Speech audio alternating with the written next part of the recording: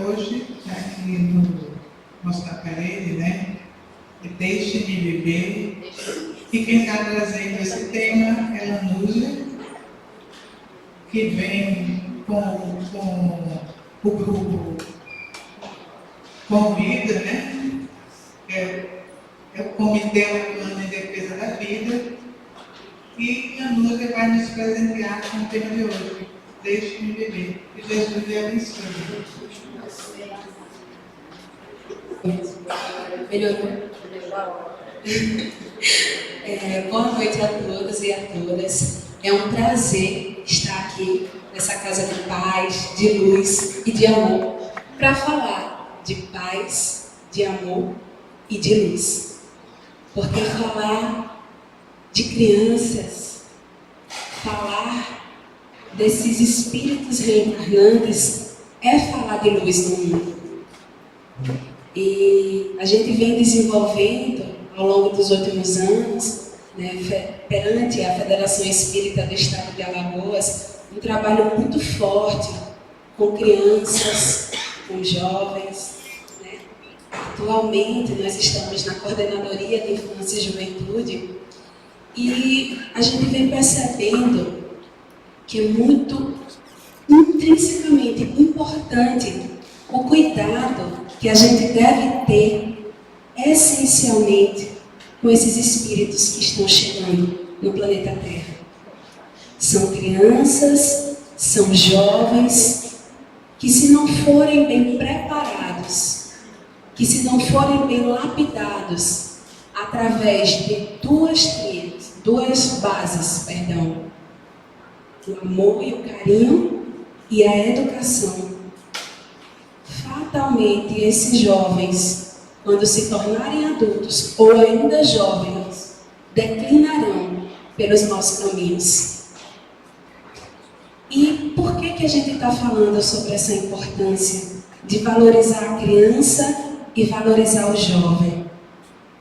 Porque Edivaldo Franco, há 40 anos atrás, respondendo uma pergunta da campanha permanente de evangelização, dizia que a preparação da infância é importantíssima para a formação do terceiro milênio. Que as crianças que estão vindo aí precisam do auxílio de toda a sociedade para conseguir passar o que elas têm para passar. Porque os espíritos que estão reencarnando no planeta Terra, essas novas gerações, são espíritos como nós, milenares. E que a cada geração que passa, eles trazem mais conhecimentos de mundo. São altamente intelectualizados. Porém, muito frágeis ainda.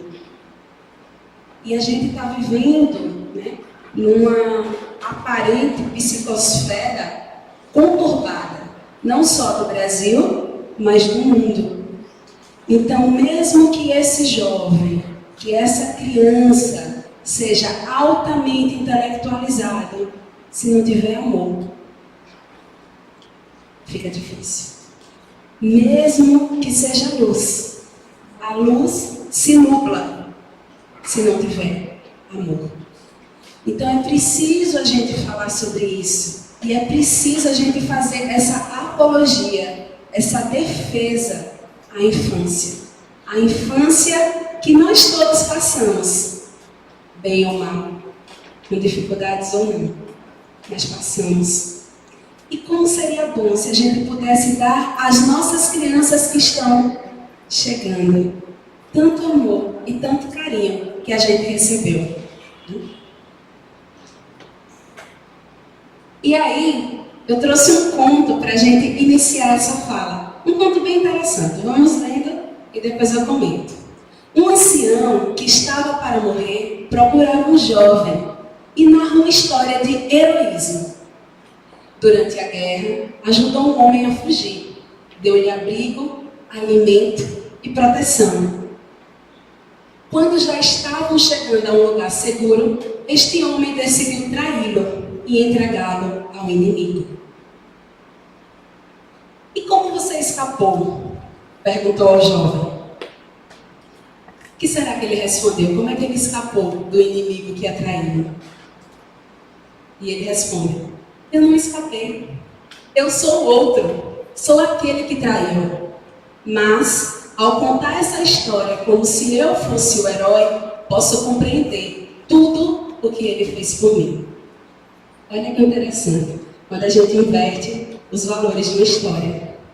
E aí nos diz, a sabedoria desse conto nos fala sobre a empatia, esta ação de nos colocar no lugar do outro, de procurar sentir o que o outro sente.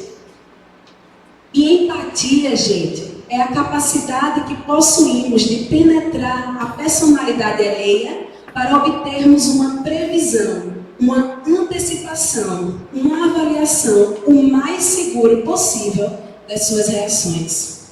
Alguém faz ideia do porquê que eu trouxe esse conto para falar sobre empatia dentro desse tema?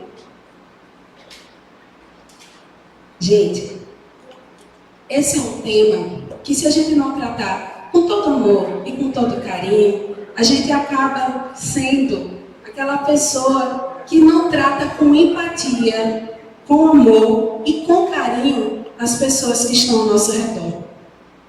E eu estou falando especificamente agora das mães, das mulheres e dos pais que engravidam junto com suas mulheres. E a gente vive nesse mundo tão conturbado, tão cheio de violências mentais, físicas, sociais, culturais, que muitas das vezes, quando a gente vê alguém tomando uma atitude que aos nossos olhos nos causam pânico, revolta, rancor, como é que a gente reage com relação a essas pessoas? Geralmente, quando a gente está imbuído de sentimentos negativos, a gente reage a uma pessoa que é contrária às nossas ideias com rancor, com raiva, com tristeza. Mas o que é que a doutrina espírita nos ensina?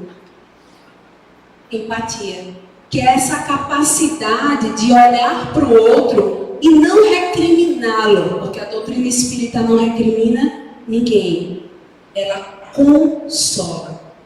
A doutrina espírita entende o que a gente está passando, nos olha como nós fôssemos crianças pequenas que ainda dão passos vacilantes, nos coloca no colo e nos acolhe. Em algum momento, a doutrina espírita vai dizer, mas você está errada. Mas mesmo assim, o acolhimento vem primeiro. O carinho, a atenção vem primeiro. E a gente está tocando nesse ponto porque muitas mulheres, nesse exato momento, não estão precisando de recriminação.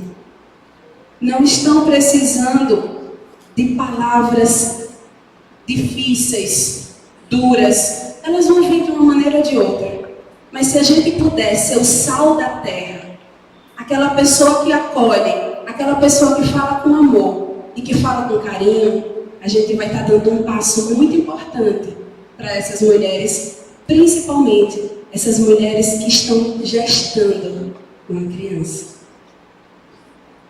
E aí eu trago um texto muito interessante de Gotham, que diz assim: fala-se muito em crise, mas a crise principal que dá origem a todas as outras é a crise moral, consequência em grande parte do desmantelamento de laços de família, como vem ocorrendo. Nas últimas décadas, o número de homicídios entre adolescentes quadruplicou, o número de suicídios triplicou e de estupros dobrou. Com mais da metade dos casamentos atualmente terminando em divórcio, milhões de crianças estão sujeitas a problemas que muitos cientistas sociais associam à dissolução da família. No meu campo de trabalho, eu sou professora do ensino médio, eu lido com muitos adolescentes durante a semana, na faixa etária de 15 a 20 anos, 21 anos. E assim, gente, é impressionante a quantidade de jovens, meninas e meninos, como eu gosto de chamar, desinformados.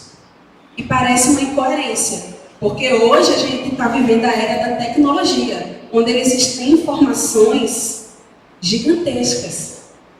Mas são muitas informações. Eu gosto de uma fala de Giovanni Barros, um amigo nosso, que diz assim: na nossa época, a gente tinha muita formação, base. Nessa época atual, a gente tem muita informação. Mas essa informação é tanta que a gente se perde.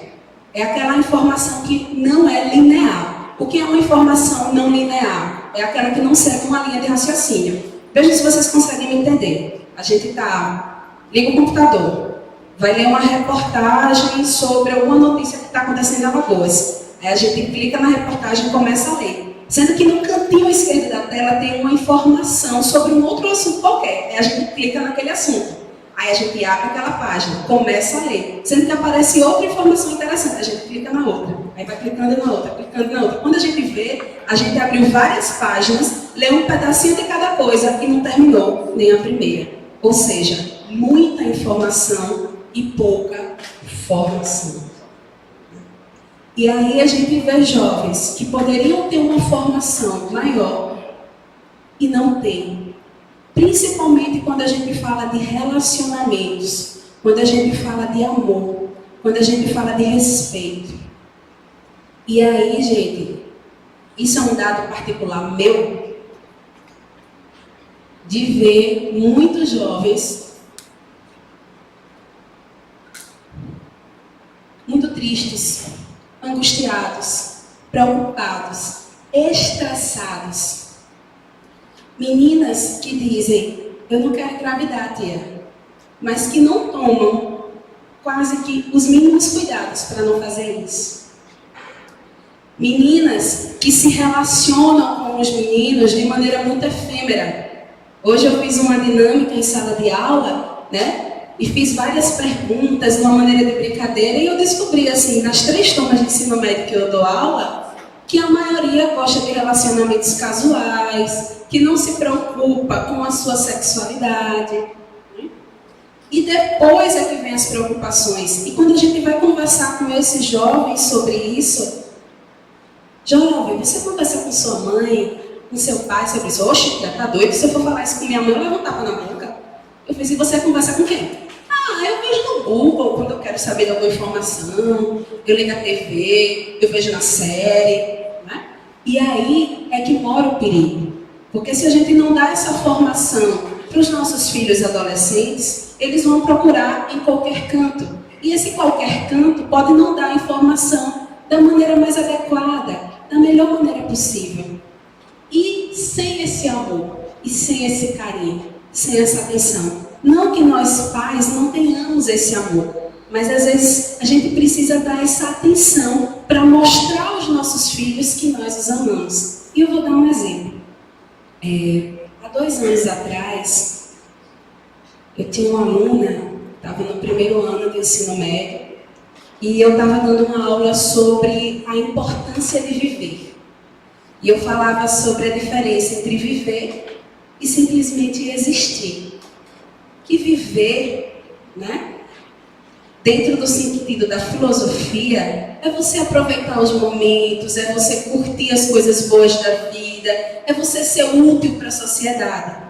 E só quem estava existindo é aquela pessoa, sabe, tipo Zeca Pagodinho: deixa a vida me levar, né? Ou seja, estava empurrando a vida com a barriga. E aí, depois que eu terminei essa fala, uma aluna veio me procurar no final: tia, eu queria falar com a senhora. Fiz: diga. Ela: não, eu não consigo dizer, eu tenho vergonha. Eu disse: então como é que você vai me dizer? Né? Aí ela: não, tem um bilhetinho aqui, mas por favor, leia só quando chegar em casa, que agora eu estou com vergonha. Não tá certo. Aí eu peguei o bilhetinho, guardei, né? Disse a ela que eu ia ler em casa. Mas como eu não sou fluxicheire, quando eu fui andando pelo corredor até a sala dos professores, eu já fui abrir o bilhete. Mas vi gente muito curiosa, olhando para o meu papel, eu guardei de novo. Quando cheguei na sala dos professores, eu abri. E tinha a seguinte mensagem: tia, Eu gostei muito da aula da senhora hoje. E eu estava pensando sobre muitas coisas. E eram umas besteiras, sabe, tia? Besteira mesmo. Mas assim, eu continuo angustiada. Mas como a senhora falou sobre esses assuntos aí de vida, existência, eu queria saber se a senhora pode me ajudar. Por favor, tia. Eu não quero ser mais uma suicida. 14 anos. Por que eu falei de mensagem de empatia logo no início?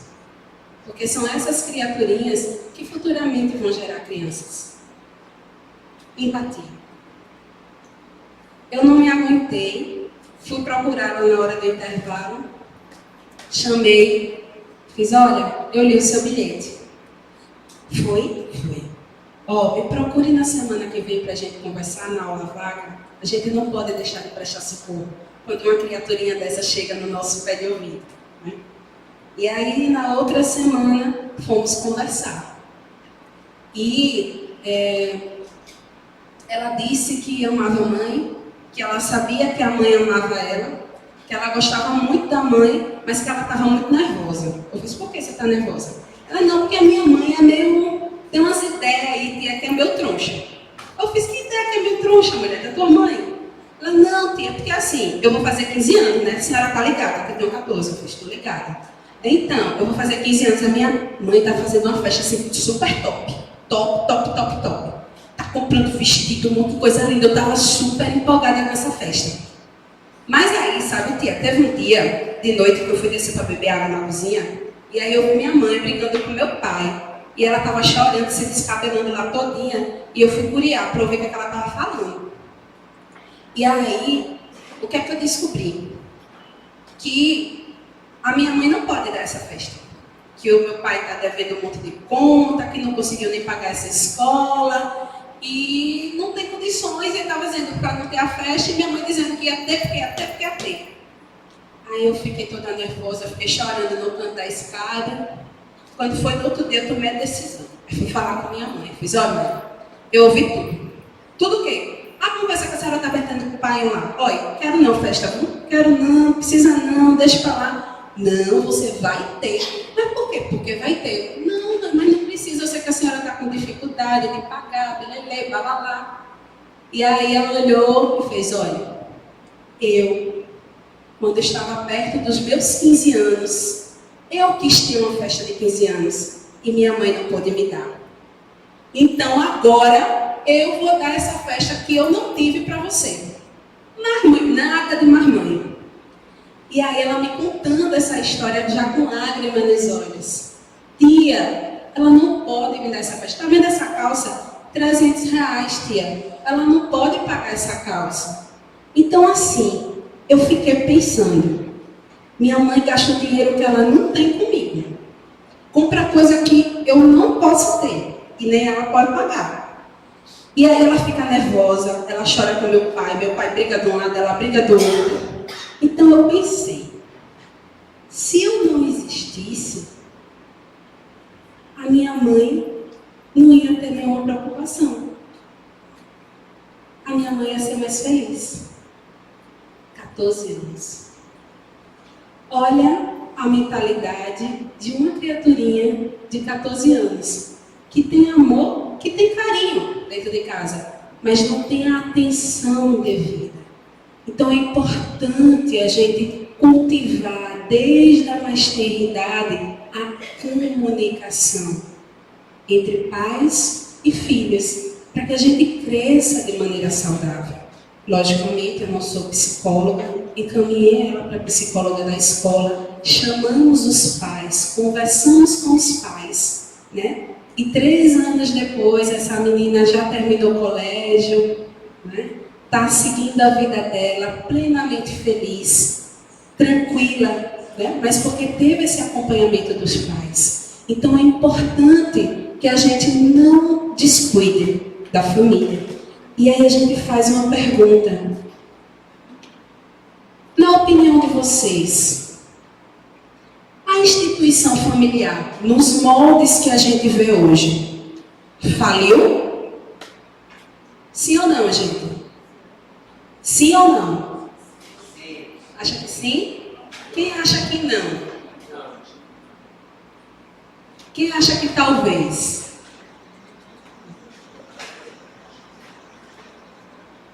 A espiritualidade nos fala que a família não faliu. A família não se destruiu. Mas a gente passa por um período, no planeta como um todo, que a gente chama de preparação para uma regeneração. E nesse período, é a separação do joio e do trigo, né? Então a gente vai vendo muitas coisas acontecendo ao mesmo tempo. E pela facilidade da informação, a gente tem maior visibilidade dos casos de dificuldade dentro das famílias. E também, por conta desse excesso de informações, as pessoas ficam um pouco desnorteadas. Mas a família não ruiu, a família está aí. O que vocês estão fazendo aqui hoje, gente?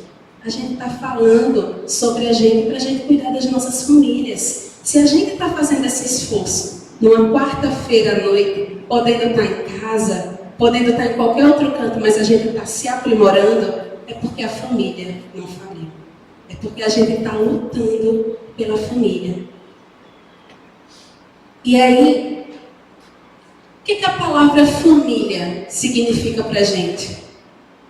Família, né? Segundo Joana de Ângeles, é um grupo de espíritos normalmente necessitados, desajustados, em compromisso inadiável para a reparação, graças à contingência reencarnatória.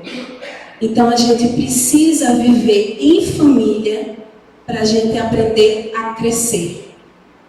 Na sociologia e na biologia, nós dizemos que o ser humano é um animal social. Eu preciso de gente para ser gente e tratar bem a gente.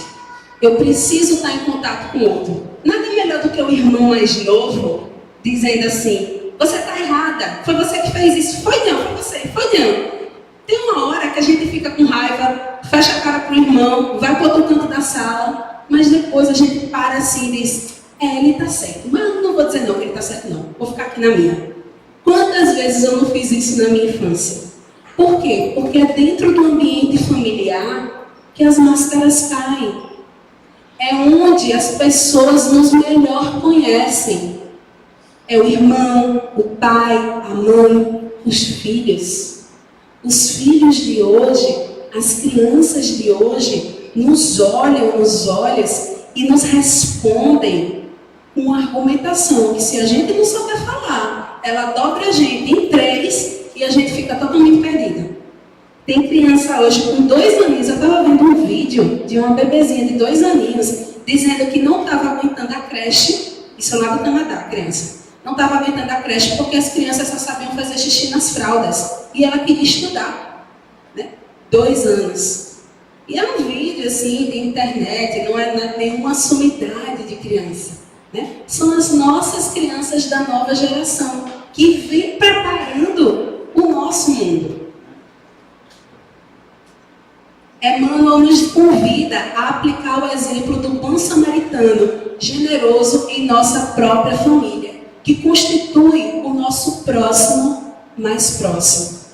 Né? Porque a gente fala muito que a gente precisa auxiliar o outro, ajudar o outro fora de casa. Mas e dentro de casa? Como é que a gente auxilia?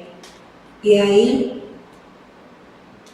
eu trouxe, né, essa mensagem do Livro dos Espíritos que diz que a função primordial da família é a colaboração com Deus para aprendermos a nos amar como irmãos.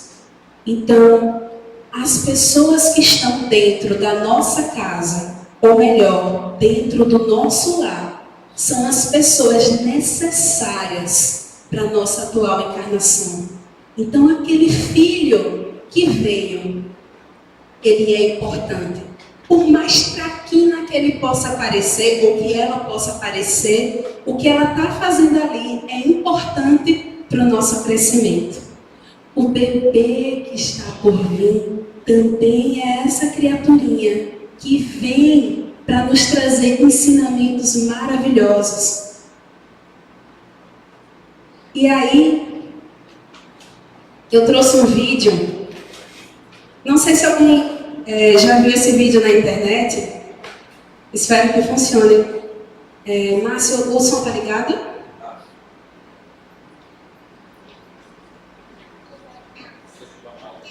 Tá sem som. Posso optar? Someone else than me. Mom, are you ready to be his friend? Yes. Try not to be that high up to be friends. I want everything to be low. Okay? Okay. Just try your best. I don't want you and my dad to be replaced and me again.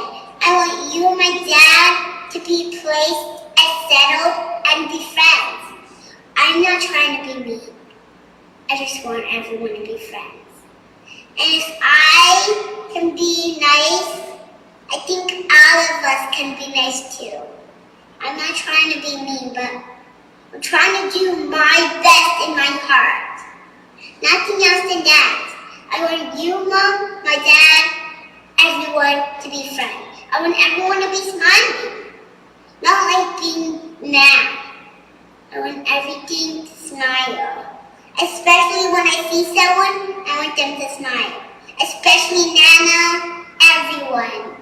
I want everyone to smile. And if that's for my dad and you, Mom, I think you can do it. I think you can settle your mean heights down a little to short heights. Then it's both, okay? I'm not trying to be mean. I'm not trying to be a bully. I'm trying to be steady on the floor, not way down, on straight, on the middle where my heart is. My heart is something. Everyone else's heart is something too. And if we live in a world where everyone's being mean, everyone's gonna be a monster in their future. What if there's just a little bit of persons and we will eat them, then no one will ever be here. Only the monsters in our place. We need everyone to be a person. Everyone, including me and my mom, everyone. I just want everything to be settled down. Nothing else. I just want everything to be good as possible. Nothing else.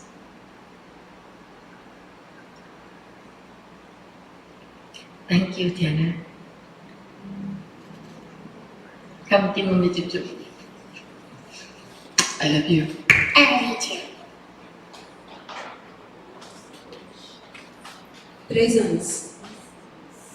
3 anos. De cronologia atual. Agora, espiritualmente falando. Quantos anos tem esse espírito? Milhares. Né? Milhares.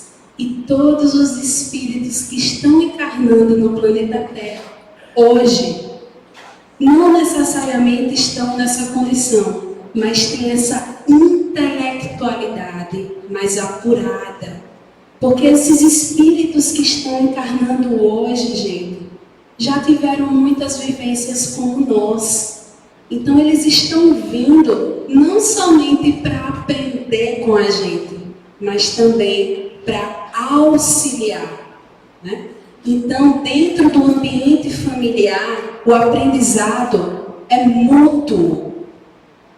Mas a gente olha assim, se essa criança é tão intelectualizada, já fala assim com uma propriedade, lógico, com as palavras dela, ela fala, nós não queremos que a gente se torne monstros, senão a gente vai comer as pessoas, né? Ela fala com a linguagem de uma criança típica de 3 anos, mas com uma profundidade de um espírito milenar. E aí, a gente entende que essa nova geração que está vindo aí, desses espíritos, se distingue por uma inteligência e uma razão geralmente precoces, unidas ao sentimento inato do bem e das crenças espiritualistas. A geração que surge imprimirá ao mundo, quanto ao progresso moral, o movimento de ascensão da nova fase da humanidade. E qual é a nossa função diante dessas crianças que estão vindo? Desses espíritos que estão pedindo, por favor, deixe-me nascer. Qual é a nossa missão? E aí, André Luiz nos responde: motivá-los para o exercício de hábitos realmente bons e salutares, que por isso mesmo devem ser ensinados e cultivados constantemente, desde a mais tenra idade. Por quê? Porque esses espíritos são altamente intelectualizados, mas os vícios do mundo são inúmeros. E se esses irmãozinhos que estão vindo aí não tiverem essa base sólida de amor, de carinho, que começa no útero, a gente se perde, mesmo sendo intelectualizados. Mahatma Gandhi disse uma frase certa vez que é assim: grandes mentes já provocaram grandes destruições. É preciso educar os corações, não somente a mente, porque a mente já está intelectualizada gigantemente e a gente já sabe, mas os corações ainda estão endurecidos. E aí a doutrina espírita nos diz que os bebês são espíritos. Opa, voltei. E esta criança, que é esta individualidade? Porque fica irritada em determinados ambientes e outros se mantém em paz? Quais são suas aptidões e gostos? E no livro Evangelização para Bebês é respondido que o espírito renascente renasce com uma programação específica e traz em sua bagagem espiritual tendências morais e vivências momentaneamente adormecidas. Então esse espírito milenar, ele vem. Por que a gente vem criança, pequenininho? Por que a gente nasce pequenininho? Por que a gente já não nasce grande? Por que a gente não já nasce do tamanho da Lanusa? Falando como a Lanusa fala. Falando como a Denise fala. Por que a gente tem que ver pequenininho, bebezinho? Por que será? Porque quando a gente vê pequenininho, com os passos vacilantes, com aquela fala que não soa, naquela voz aguda de criança, isso acerta dentro da gente. Tanto mulheres quanto homens ativam na gente o instinto maternal. Agora lembrando, claro, que existe uma distinção entre o instinto maternal. As mulheres, elas não nascem prontas, né, para cuidar das crianças, mas a gente nasce pronta dentro desse instinto materno de sobrevivência da nossa espécie. Mas o aprendizado de cuidar, a gente vai adquirindo ao longo da nossa idade, né, na atual encarnação. E é importante que a gente observe isso, porque à medida que a gente vai observando o nosso bebê, a gente vai vendo as aptidões que ele tem, a maneira como sorri, a maneira como fala, a maneira como se recusa. E isso, né, eu acho que tem uns 2 anos atrás, a gente teve aqui no William Cruz com um workshop de evangelização para bebês. E a Cíntia Vieira falava do psiquismo fetal, dizendo que todo carinho que a gente emana para a nossa barriga, quando a gente está grávida, a criança sente. Os nossos choros, as nossas alegrias, as músicas que a gente escuta e que a gente bota para a criança escutar, mas não só da mãe, do pai pai também. A voz do pai que está ali cuidando da mãe na gestação é fundamental. Porque a gente não pode esquecer que é um espírito que está ali, ouvindo tudo, percebendo tudo, sentindo a vibração de amor e de carinho que nós podemos dar.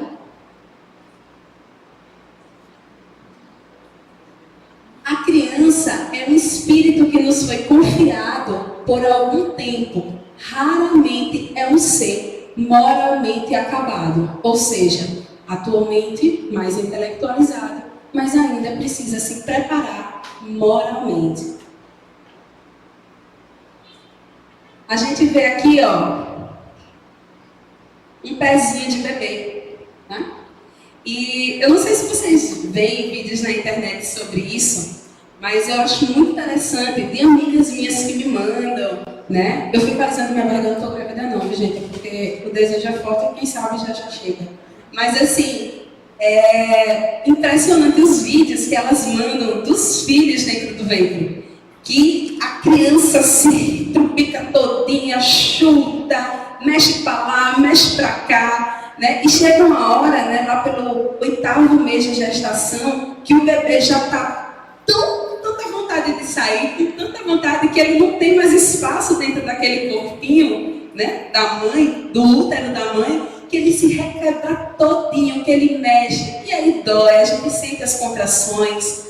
Mas é importante a gente perceber que existe um organismo vivo ali, que tem energia, que está sentindo a emoção da mãe, e ele mostra através dos gestos dentro do ventre.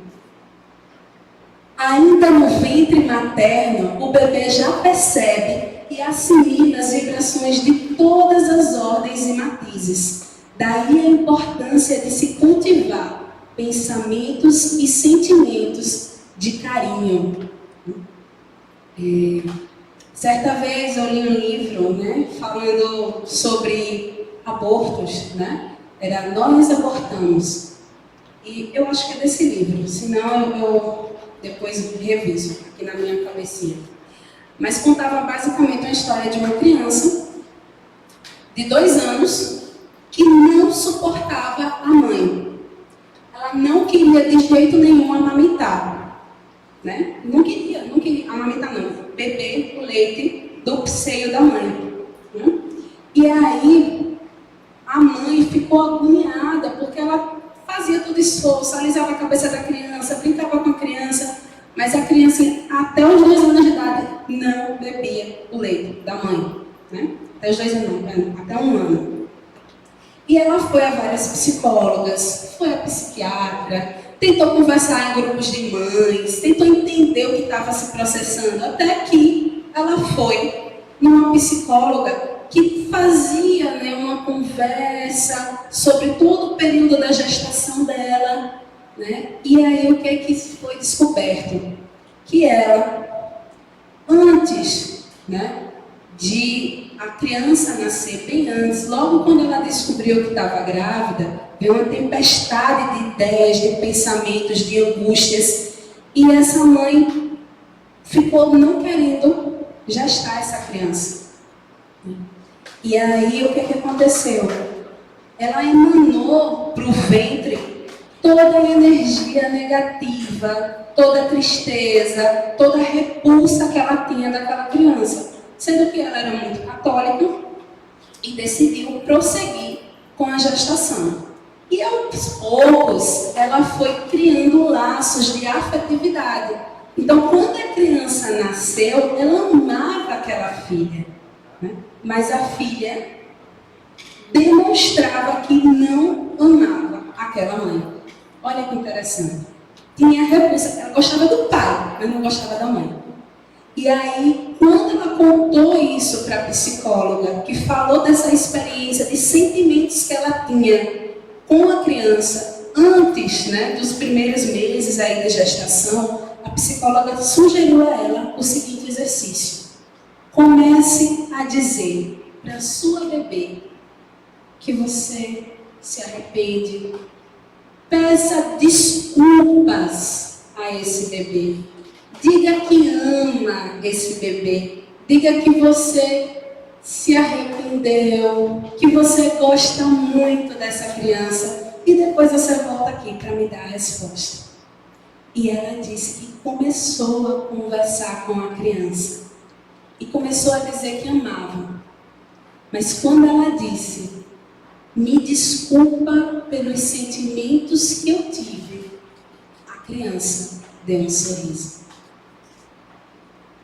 Estava nessa altura um aninho perto dos 2 aninhos.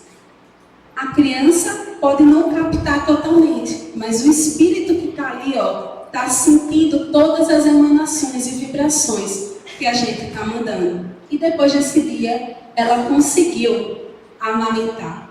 Outro caso de psiquismo fetal que eu conheço foi de uma amiga minha. Ela tinha um sonho muito grande em ser mãe. E ela engravidou pela primeira vez de um menino. Foi uma criança muito esperada, ela fez muita festa, muita pompa e circunstância. E aí ela se casou, direitinho. Quando essa menina estava lá para os 4 anos de idade, ela começou a ter uma crise financeira dentro de casa e descobriu que estava grávida de novo. E ela ficou aterrorizada, porque nos planos dela não se encaixava, entre aspas, mais uma criança. E ela ficou aterrorizada, disse que também não queria essa criança de jeito nenhum. Não queria, ficou revoltada. E o marido, calma, fulana, calma, a gente dá um jeito, a gente resolve. A gente resolve. Mas você não sabe do que está passando, porque quem está gestando sou eu, O tempo passou, ela continuou com a criança também por ser muito religiosa. Mas ela dizia o seguinte, quando essa criança nascer, eu dou. Porque eu não vou ter condições de criar. Então é melhor que alguém que saiba criar, cuide dessa criança. E aí o tempo foi passando, a barriga foi crescendo, e ela foi, mudando um pouco o pensamento. A gestação muda a psique da mulher. A gente vai se encontrando com aquele espírito que está ali interligado momentaneamente com o nosso perispírito. E quando ela disse que estava chegando perto de parir, de dar à luz, ela começou a lembrar dos pensamentos que ela teve no início da gestação e começou a se angustiar. Ela, poxa, eu tive pensamentos negativos, tristes. Mas hoje eu sinto que eu amo essa criança. Eu amo demais essa criança. E aí, ela disse que teve uma gestação bem difícil. Quando ela estava perto de ter neném, disse que foi uma agonia, uma correria para, acho que é Paulo Neto, eu não sei, eu acho que não existe mais, E ela disse que estava muito agoniada porque o bebê estava mexido de uma forma muito estranha, na cabeça dela. E quando ela chegou no consultório, que foi feito o procedimento cirúrgico, a criança nasceu calada, em silêncio. O médico olhou para ela, minha irmã, infelizmente, seu bebê não resistiu. Mas como, doutor? Eu vim fazendo ultrassom, tudo, estava tudo normal. Não sei explicar. Não está funcionando, não sei, eu não consigo entender. E ela disse que nesse momento, ela fez, então me deu um momento com meu filho.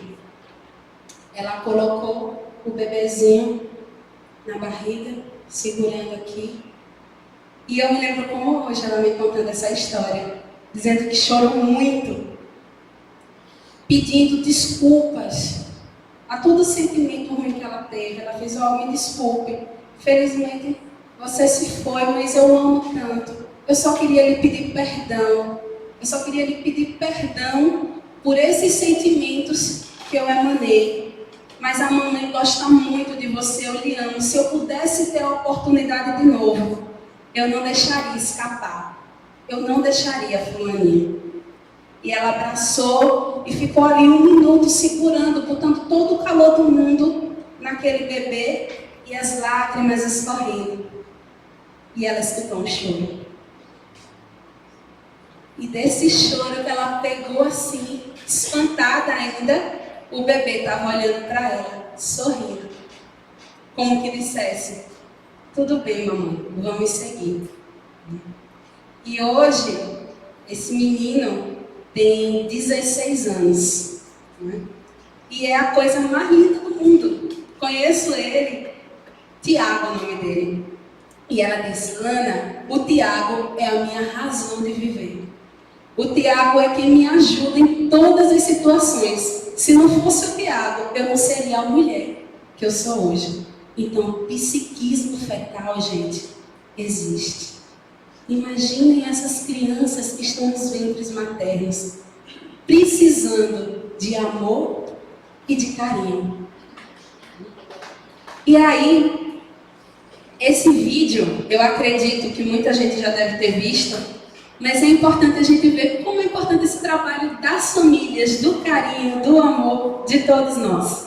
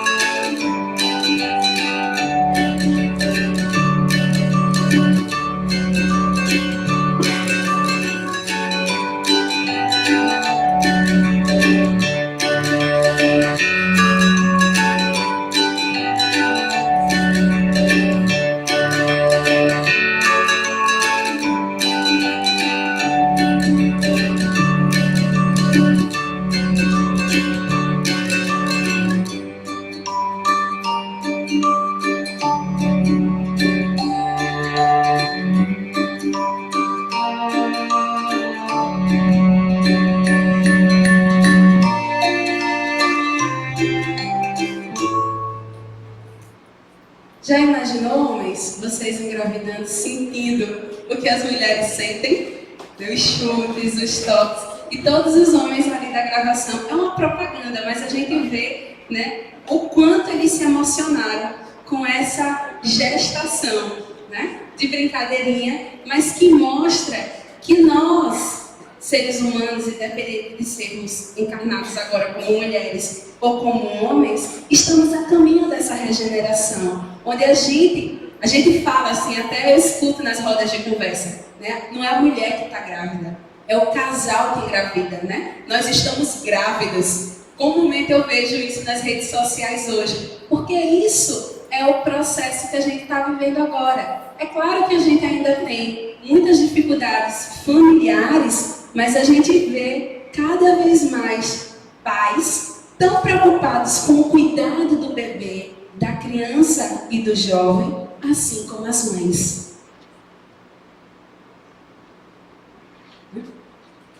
Mas é só um aviso que a gente sempre precisa dar, né? Para a gente tomar cuidado com o que Joana coloca, né? Sobre a degenerescência dos costumes que aí existem, né? A chamada necessidade do amor livre vem impondo a libertinagem humana, a degenerescência dos costumes, a desorganização moral e, consequentemente, social dos homens, que se tornam vulneráveis à delinquência, à violência e às múltiplas frustrações que ora infelicitam verdadeiras multidões que transitam inermes e abatadas, arrojando-se aos abusos alucinógenos, à loucura e ao suicídio. Então é muito importante. A gente tem muitos pais e muitas mães hoje que têm uma preocupação gigante com o cuidado do bebê. Mas nós também temos uma população grande ainda de pessoas que se deixam perder através desse amor livre, entre aspas, como Joana coloca. Então que a gente possa iluminar esses corações, essas mentes que às vezes se perdem na banalização do sexo, que causa frustrações, por exemplo, de uma gravidez, né? É lógico que tem outras questões que são colocadas, né? E que as mulheres muitas das vezes enfrentam, né? A gente não pode romantizar totalmente a maternidade. A gente precisa falar que tem os prós e tem os contras. Mas esses contras, se forem trabalhados com amor e com respeito, essas mulheres passam, né, por a maternidade sem esse desespero. Então, olha os quesitos que a espiritualidade nos coloca para a gente tomar cuidado com as nossas mulheres. A gente precisa dar segurança, a gente precisa dar apoio familiar, que vem de pai, vem de mãe, vem do parceiro, vem dos amigos. A gente precisa cuidar, né, para que ela não se envaideça, que ela tome cuidado com esse ser que está ali. A gente precisa tomar cuidado com essas pressões sociais. Hoje a mídia fala muito sobre descriminalização de uma coisa que muitas das vezes a gente não compreende em profundidade, né? Muitas mulheres falam que é um obstáculo ao seu projeto pessoal, mas a gente entende que a criança que chega pode ser que venha num momento de turbilhão, mas ela traz a luz para esse turbilhão se reorganizar, se reconectar, né? E aí, essas dificuldades, quando a gente trabalha a favor do bem, a gente tira essa fragilidade emocional da mulher que não vai levá-la ao desespero. Então a gente volta lá para o início da nossa fala. Nós precisamos dar acolhimento a esta mulher, a toda mulher. Porque até aquela que está esperando ter uma criança, que guarda com muito carinho toda a expectativa do mundo, até ela pode se angustiar diante das pressões sociais do mundo. Então é importantíssimo que a gente tenha esse cuidado, né? Trabalhando nela, por exemplo, se ela teve sentimentos negativos durante a gestação, que ela se perdoe, que ela se ame, que ela se cuide, né? Porque a maternidade humana é mais do que um fenômeno biológico. É sagrado serviço espiritual, em que a alma se demora séculos, na maioria das vezes, aperfeiçoando qualidades do sentimento. E para finalizar a nossa fala, um último caso de uma mãe que tinha muita vontade de engravidar na atual encarnação. E ela engravidou a primeira vez, mas a placenta não segurava o bebê. E ela teve um aborto espontâneo, né? Quando não tem a intenção. Mas ela persistiu e engravidou de novo. A placenta mais uma vez não segurou e ela perdeu o segundo bebê. Ela engravidou por uma terceira vez. E mais uma vez ela perdeu o bebê. E essa mãe se angustiava muito porque ela não entendia porque o bebê não vinha. Porque a gestação realmente não acontecia. Ela sempre perdia entre o segundo e o terceiro mês. Até que ela foi num médico espírita, homeopata. E esse médico conversou com ela. Minha irmã, às vezes, quando a gente quer muito uma coisa e essa coisa não vem, é porque a gente precisa mostrar o nosso valor e o nosso amor. No seu caso específico, não é uma coisa. serzinho milenar que está querendo vir, porque você engravida, mas de alguma forma essa criaturinha recua. Então, falta um elo aí. E qual é esse elo, doutor? O que é que eu posso fazer? E ele disse a ela, muitas das vezes, minha irmã, essa criança que quer vir está com medo, porque talvez ela saiba das coisas que ela vai passar, porque ela está no mundo espiritual, ela tem receios, então ela precisa se sentir amada desde do ventre. Mas eu amo, eu falo com carinho, com amor, eu não sei mais o que eu posso fazer. Então o seu esforço precisa ser um pouco maior. Quem sabe, se você não der amor a uma criança que não venha do seu próprio ventre, essa criança entenda que você ama. Porque se você é capaz de amar uma criança que não é sua, né, que não é o seu filho biológico, ela vai dizer, poxa, se ela consegue amar com tanta força uma criança de fora, imagina eu que vou vir de dentro. Faz isso. E aí ela pensou, repensou, conversou com o marido sobre isso, e dias depois foi colocada na porta dela, num cestinho, um menininho. Ela ficou encantada, louca, doida, nossa, meu Deus, uma criança na minha porta. E aí ela mostrou para o marido, ficou encantada, disse, meu filho, vou adotar. Adotou a criança. E ela estava muito feliz com esse menino, ela se sentia realizada.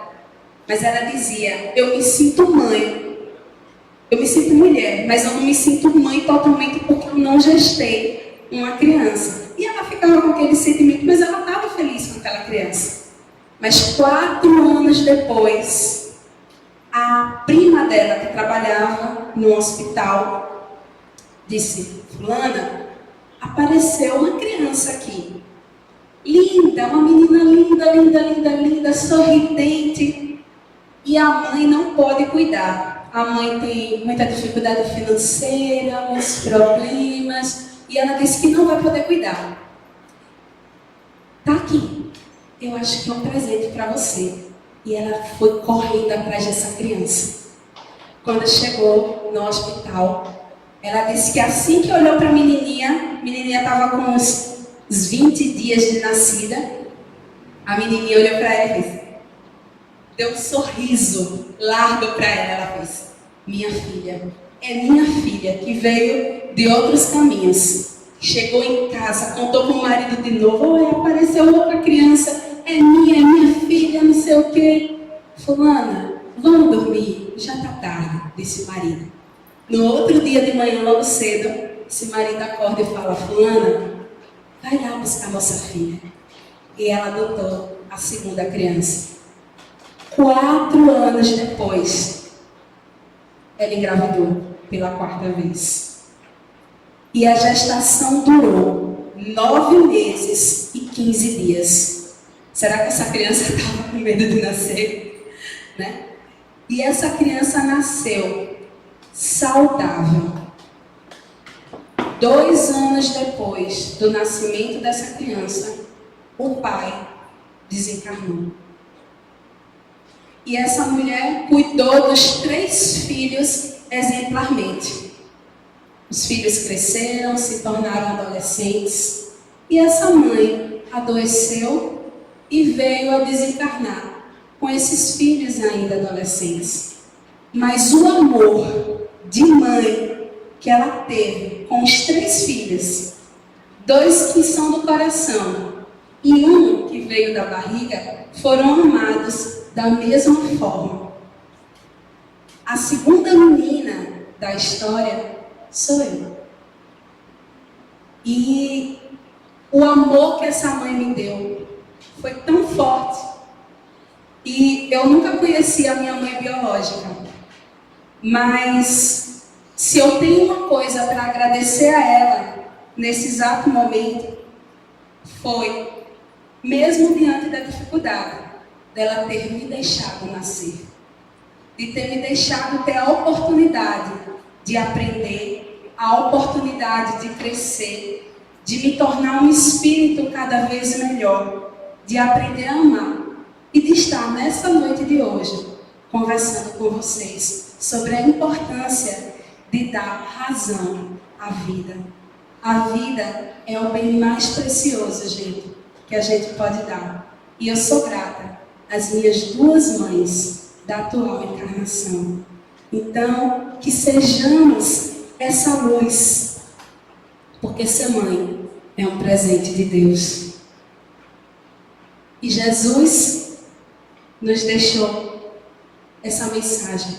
Como seria a humanidade do futuro se nós, os pais, as apresentássemos a filosofia de Jesus? O amor é a resposta. Não importa a pergunta. Podemos ter muitas dificuldades no mundo, mas a criança sempre, sempre e sempre vai ser uma bênção. Muito obrigada a todos e tenham uma ótima